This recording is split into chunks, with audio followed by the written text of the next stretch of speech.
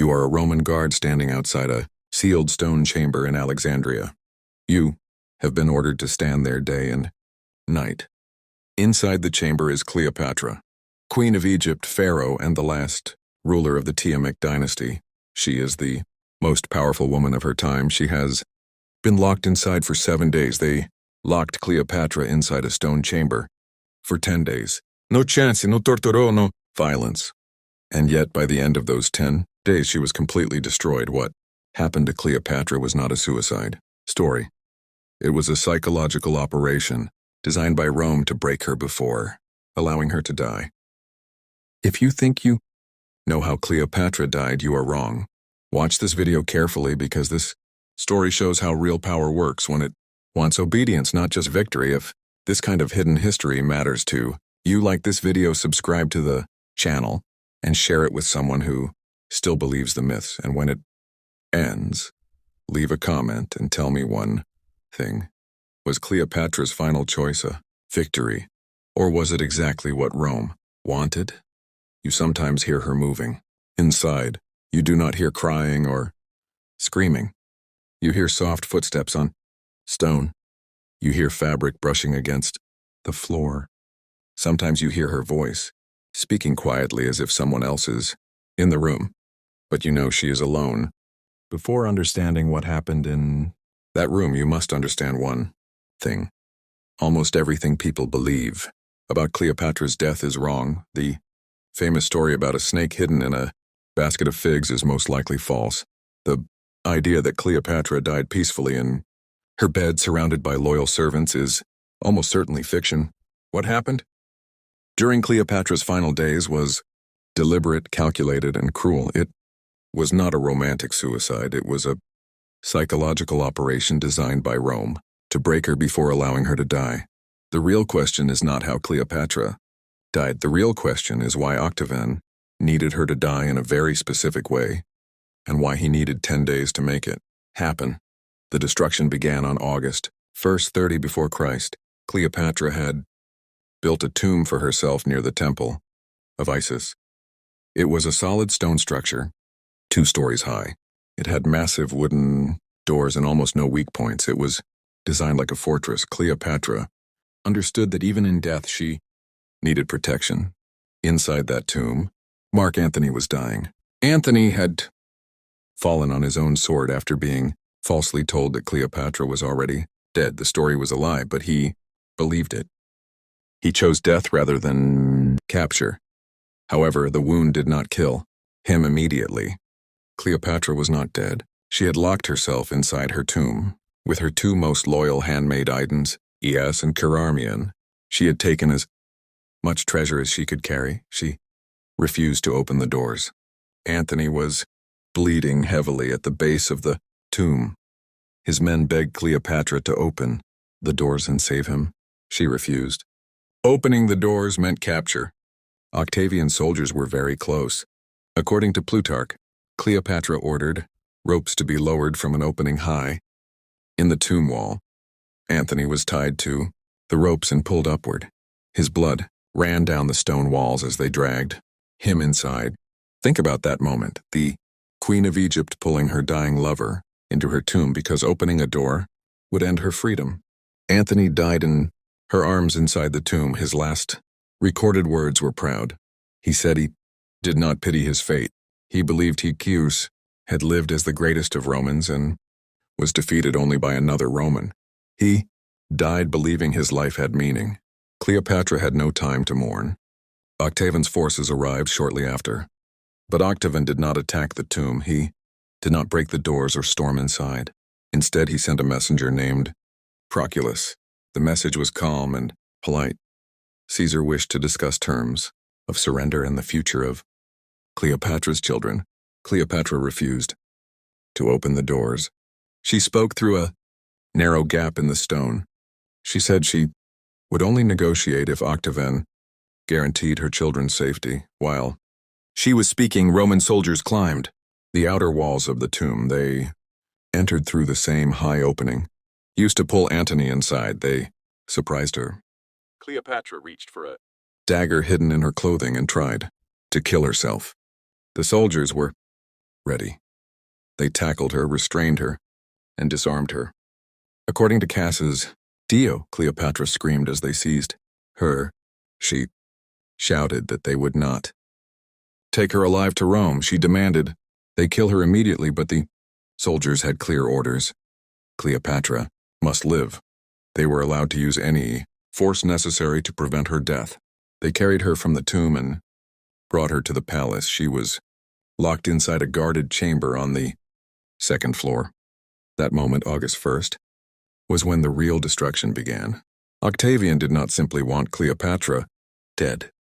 He needed something very specific from her death, and that required time. Egypt was now his.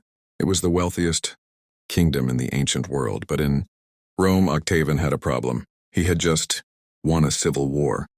Romans had killed. Roman citizens had spilled the blood of citizens. This was difficult to justify. Octavian needed to change the story. He needed to turn a civil war into a foreign war. He needed to present himself as the defender of Rome against a dangerous enemy from the east. That enemy was Cleopatra. But Cleopatra was not a barbarian queen. She was educated. She spoke multiple languages. She had lived in Rome. She spoke Latin. She had negotiated with Roman senators. Many Romans knew she was intelligent and capable. That was the problem. Complex. Enemies do not make good propaganda. Octavian needed to turn Cleopatra into a symbol. He needed her to become the foreign temptress, the Eastern corrupter, the dangerous queen who destroyed Mark Antony and threatened Rome. To complete that image, he needed to parade her through Rome alive. Cleopatra understood exactly what that meant. She had seen Roman triumphs before. She had been in Rome in 44 before Christ. She had watched as defeated kings were dragged through the streets in chains and later executed. She knew that if she was taken to Rome, she would be humiliated publicly and then killed. She would rather die immediately than allow that to happen. Octavian had 10 days to stop her. The room where Cleopatra was kept was not chosen by accident. It was on the second floor of the palace. It had only one door. The window was very small too, narrow for any person to escape. Roman guards stood outside day and night. They changed shifts regularly. There was no moment when the room was unguarded. Every possible object that could cause harm was removed. There were no knives, no sharp tools, no cords, no ropes, no metal pins, no glass, no medicine. According to Plutarch, Roman guards searched Cleopatra's clothing and her hair every single day. They checked carefully for poison, needles, or anything hidden in folds of fabric. Cleopatra was left with only plain clothing and bare stone walls. She was completely alone. But Octavian understood something important. Preventing death was not enough. Cleopatra wanted to die. Death meant dignity. Death meant control. Death meant she could never be paraded through Rome like a captured animal. Octavian needed to destroy that desire. To do that, he used the strongest weapon. He had Cleopatra's children. Cleopatra had 4 children. Caesarion was 17 years old. He was the son of Julius Caesar and Cleopatra. The other 3 children belonged to Mark Antony. Alexander, Helios, and Cleopatra Selene were twins. 10 years old. The youngest boy, Ptolemy, was 6. Immediately after Cleopatra's capture, the children were taken away from her. They were moved to different rooms in the palace. Guards were placed around them. Cleopatra was not told where they were. She was not allowed to see them. On August 2nd, the day after her capture, Octavian sent a new messenger. This time it was Cornelius Gallus, a man who was known for being educated, polite, and precise. The message was calm and carefully worded. Cleopatra was told that her children were safe and being treated well. Their future, however, depended entirely on her behavior. If Cleopatra cooperated, they would live.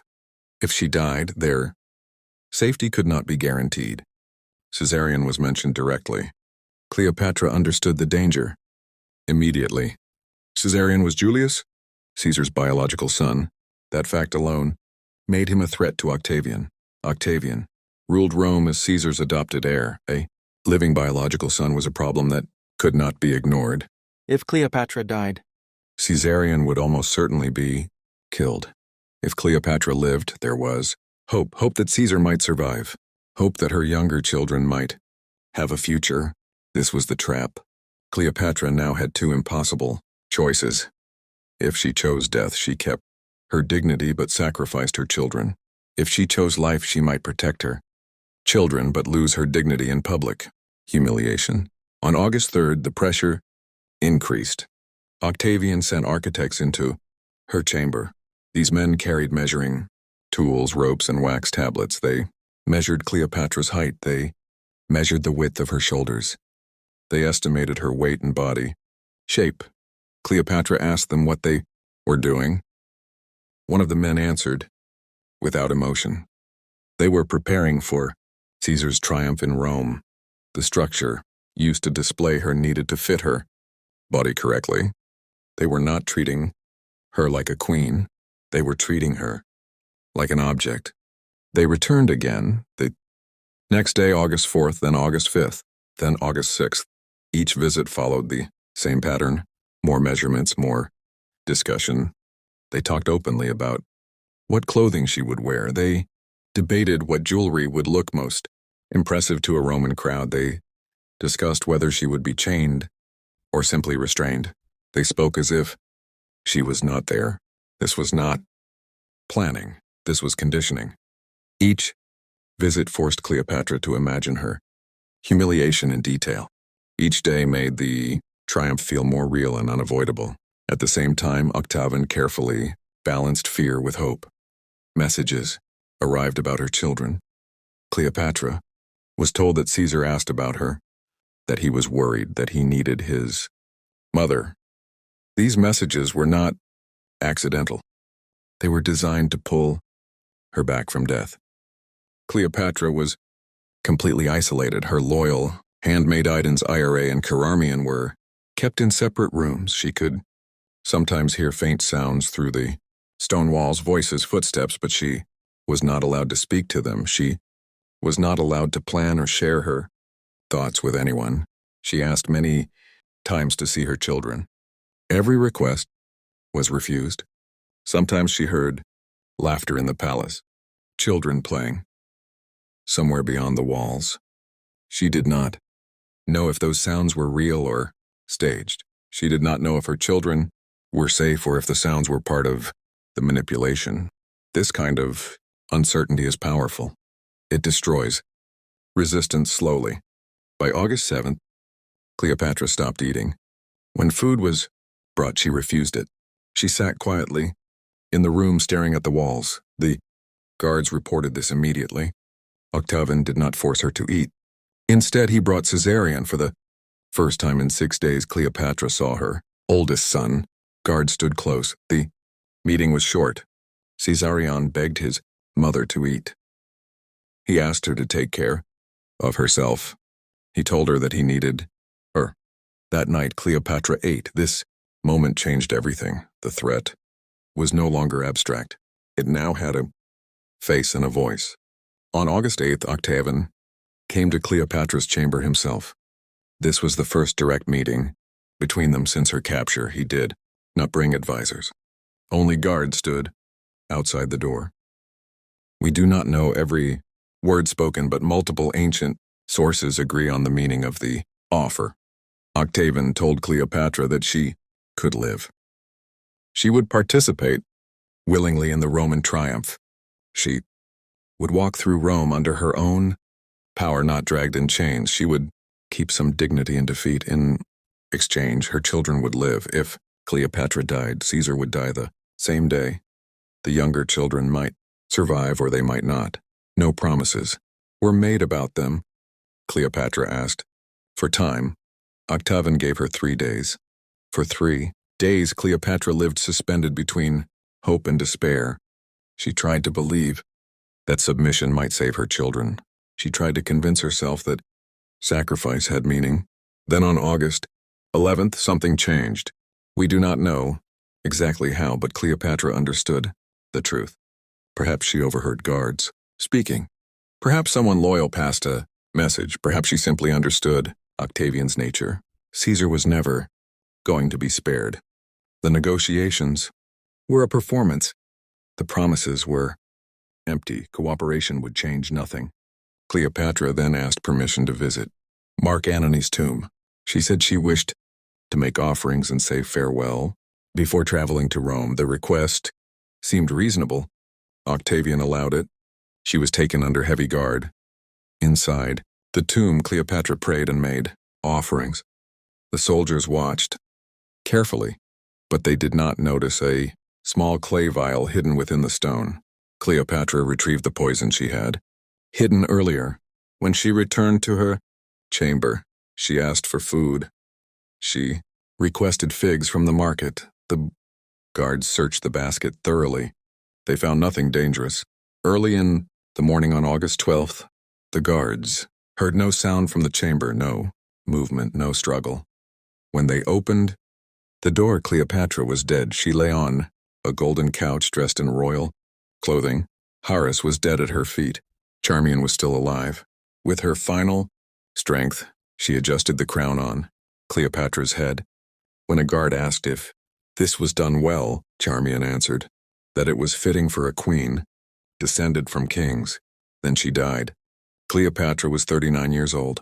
Her death was not panic. It was not despair. It was calculation. Octavian still won. He paraded a statue of Cleopatra through Rome. The image of the snake became legend. The story he wanted survived. Caesarion was murdered weeks later while fleeing Egypt. Cleopatra saved nothing except the manner of her death. That was the only thing Octavian could not take. If this story shocked you, just imagine what the next secret will be.